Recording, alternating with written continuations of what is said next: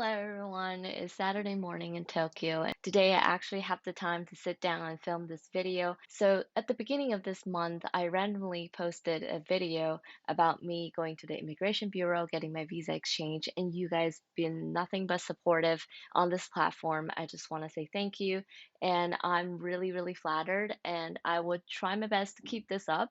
I do work from 8:30 to 5:30 every day, and by the time I come home, I have to study for my JLPT test. So I don't really have much time to film this kind of thing, but I will try my best to find a day like this and sit here to talk to you guys. So in the comments section of my last video, you guys were asking about my experience with the language schools, and I didn't forget about that. So first of all, I just want to say that I think going to the language school is very necessary if you do not know where to start. Like if you want to come to Japan, but you don't really have a tangible plan, or you cannot find a job like right away from overseas to sponsor your visa, then the language school is definitely gonna be your easiest stepping stone to help you to open the door of this new adventure.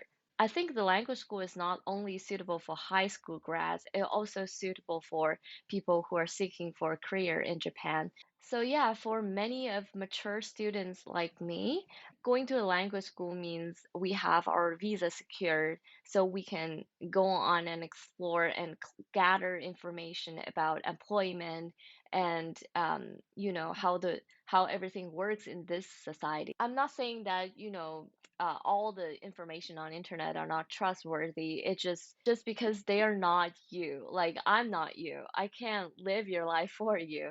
All I can do is to share my experience so you can, put your mind at ease a little bit. But once you come here, you're gonna realize that you have to do everything on your own. You have to explore things on your own. You have to make connections on your own. It's gonna be difficult, of course. Living is just a difficult thing. But once you come here and if you have the will to push yourself out there a little bit, I think you will benefit from the choices you have made. So yeah, I actually came to the language school without knowing the basic knowledge. I know a lot of people, they take online classes in their home country and they come here with an N5 or N4 already. I didn't have that. So I enrolled in the April semester where everything should be from the beginner level. I was lucky enough when I was back home before I come to Japan, I was like all panicking because I only know hiragana and katakana. When I was working back in Shenyang, I met a coworker that's been living in Tokyo for many years, and he had experience teaching Japanese as well. So I asked him for the favor, and he actually went through the first book of Mina no Nihongo with me very quickly within 2 weeks. We had like a couple hours per day, but that's it. And we went through the first 25 chapters very quickly, and that gave me like a basic idea, but still is it was very difficult for me to actually speak Japanese when it come here. And in the language school, I think one of the benefit is actually you do have the chance to talk to your Japanese teachers. You don't have to worry about, going out making friends with Japanese people to be able to talk in Japanese. I mean, even though the practice during the class is very limited, but still you will have the chance to reach out to them and make a conversation, start a conversation if you want to. They're available for you right there. But I do want to say that if you have time and money to actually take online classes or some private lessons back in your home country before come to Japan, then please do because it's gonna benefit you big time once you come here. Especially if you're thinking about working part-time, then that way you can, study part-time and work part-time, but not worrying about, all the knowledge at school, you won't be able to digest it because you have a basic knowledge already. So, yeah, just please consider taking some lessons before you come here. I would have if I can restart this process all over again. I'm not saying that you have to be prepared, because we can never be fully prepared for anything that's coming our way. You can definitely start from the beginning once you come to Japan. I'm just saying, it's gonna make your life easier. if you do learn ahead of time and get your N5 and N4 before coming here. I mean, it works out for me fine, but this was the only thing that I was unhappy about myself because I could have been more ready, like I could have been less struggle at the beginning. And for mature student like me, you don't have to enroll in a full length, like 1 year course. I know there are some language schools that offers half a year program. So you can kind of do that to start with and then move forward to see if you can find a job after half a year or you want to extend your studies. And when it comes to picking out a language school that suits you the most, I think there are a few things that you need to consider. One is looking at their teaching material, what kind of books they're using. And two, you need to ask about their curriculums, like how the class are designed.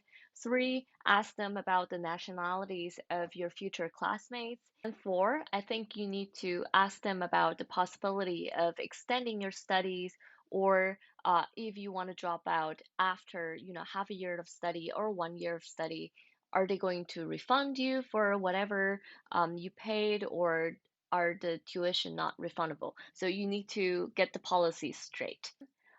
So I'm just going to go through these 4 points very quickly. First of all, curriculum. So you want to ask them, are they going to focus on, academic or practical Japanese? So most of the language schools that I've seen here, they focus more on higher education studies. They prepare their students for their JLPT test or EJU test.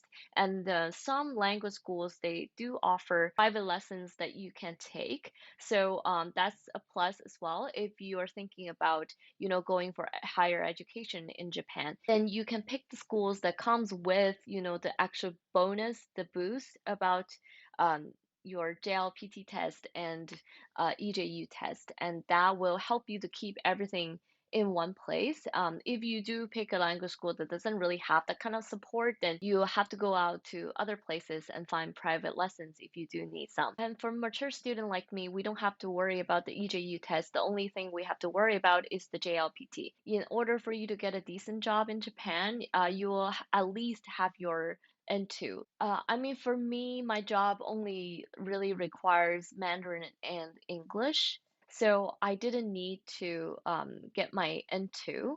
However, this is a huge disadvantage. I feel like I'm not entitled to, ask for a higher salary because I cannot speak Japanese very well in a Japanese society. I just feel like, I don't deserve that. And if you're like me, you know English, you know Mandarin, and then once you get your N2, there are going to be more possibilities and opportunities open up for you. Speaking from any angle, you will need to study Japanese. The second thing you want to know is the learning materials. Is it going to be different than what you already have? And the more detailed they can give you, then that means they actually already put a lot of thoughts into the curriculum, a lot of thoughts into the teacher's training. So you're going to get more out of each class and you're going to have better experience sitting in the classroom. And the third thing about the nationalities of your classmates is very, very important. At the beginning, of course, you want, friends from your home country to sit beside you, and so that way you guys can talk about things. Some of the language schools here, they have students from Bangladesh, Nepal, Korea, and other Asian countries, and some schools has Western students, and some school has like 80% of Chinese students. So in those schools, you will find the kanji, like the kanji group and the non-kanji group. Because for Chinese students, we are so familiar with kanji, but for students from other countries, kanji is actually the most difficult part of learning Japanese for them. So yeah, for these two type of groups, the teaching method should be very, very different. Of course, having a diversity in a class is going to help you to practice your verbal skills.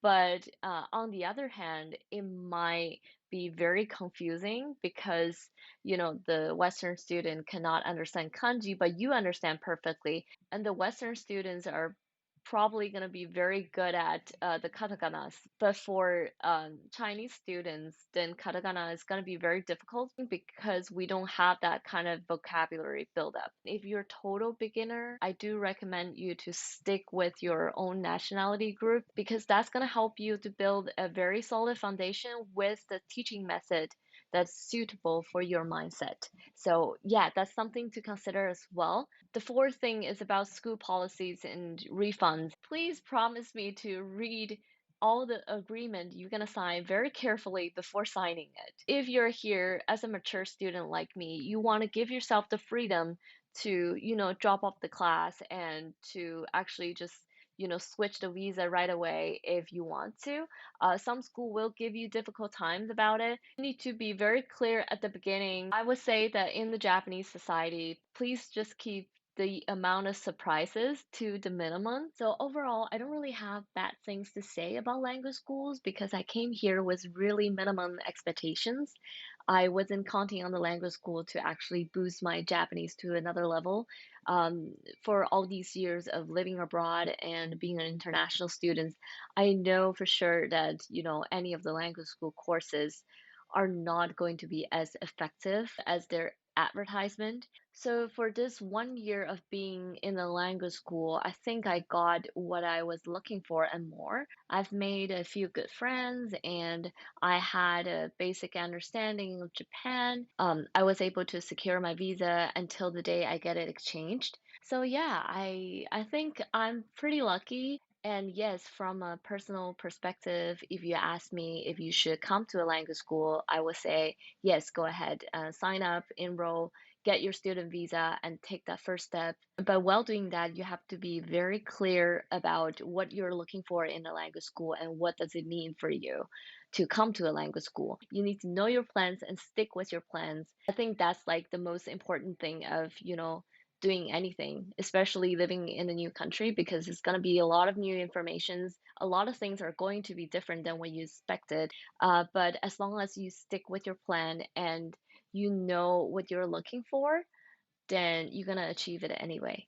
So, yeah, for those of you who are planning on coming to Japan, I wish you all the best. And if you have any questions, feel free to leave a comment or DM me. I will try my best to get back to you guys once I can. So, yeah, I'll see you guys next time.